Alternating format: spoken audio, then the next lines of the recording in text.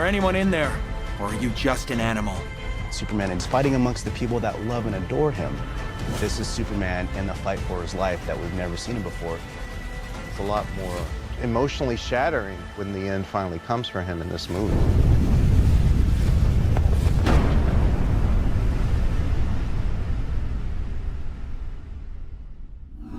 We've got 30 seconds. You need to fire engines now. In this movie, Doomsday is a bit of a mystery.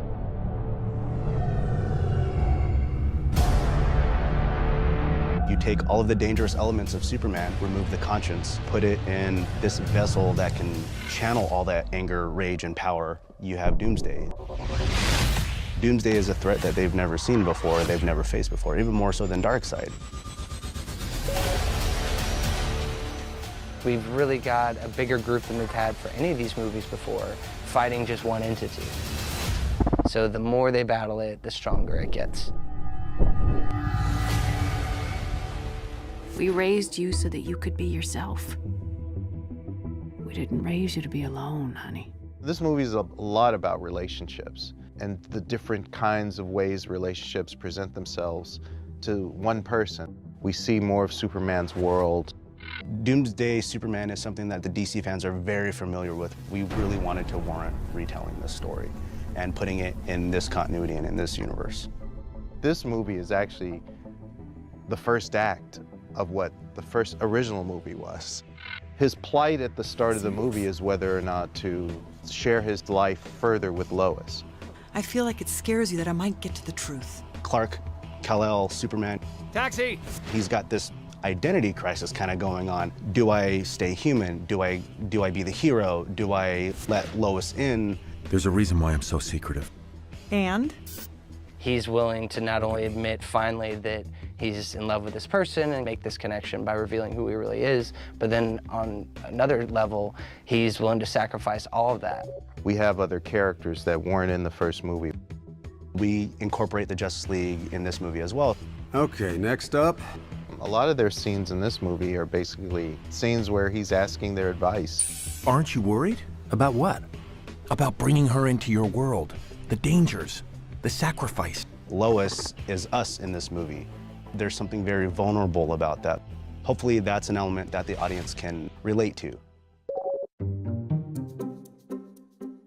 I feel like I say this a couple of times a week, but thanks, Superman. I don't know what we'd do without you. We definitely wanted to touch on the idea that Superman's existence, who he is as a person, affects everyone. Superman! In this movie, we introduce Bibbo, who has no real connection to Superman other than he's a huge fan. How about a picture for the joint? I really feel the producers do a great job of setting up that likability from Bibbo, that relatability, and Stupid thing. the story of him being saved in connection to all the other characters. Say Superman! Superman! And so he's our touchstone in the story that connects this story to what fans feel about Superman. Hey, if you ain't got a place to go, you can stay with me while Superman cleans this clown's clock. Real justice isn't reserved for some. It's everyone's right. Jerry O'Connell, who voices our Superman, has done a fantastic job. And Lois in this movie really had a very pivotal role. And so for us, it popped into our heads that Rebecca Romijn would be a great choice. Thanks for the ride. As far as their connection as being husband and wife, I think there's a familiarity there. Are you sure you're not just getting old? You'll have to tell me what that's like.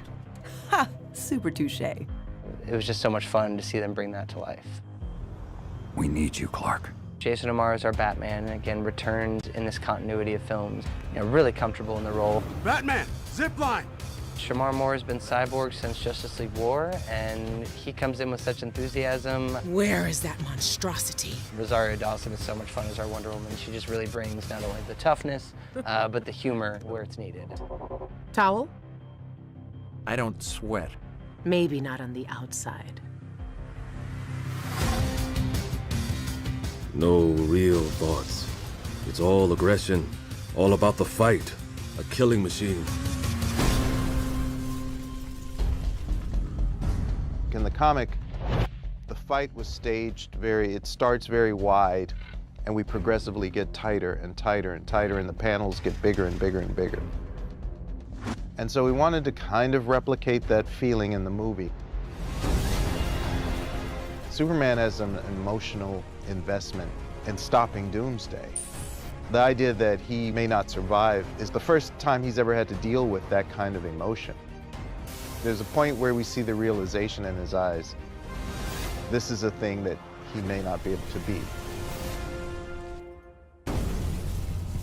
As a fan, I want to see that depth and the idea that this sacrifice feels like it was given the weight to mean something. To try to push for something different was a really fun opportunity to do on this movie. It fired off on all cylinders, like, yeah, let's really bring something unique to this, but also have it still feel very reminiscent of the comic book. The death of Superman was something that I think comic book fans thought was unthinkable. It gave fans a chance to realize how much the character means to them. I'm blown away by seeing Superman that vulnerable. He's willing to sacrifice to save not only Lois Lane, but everyone.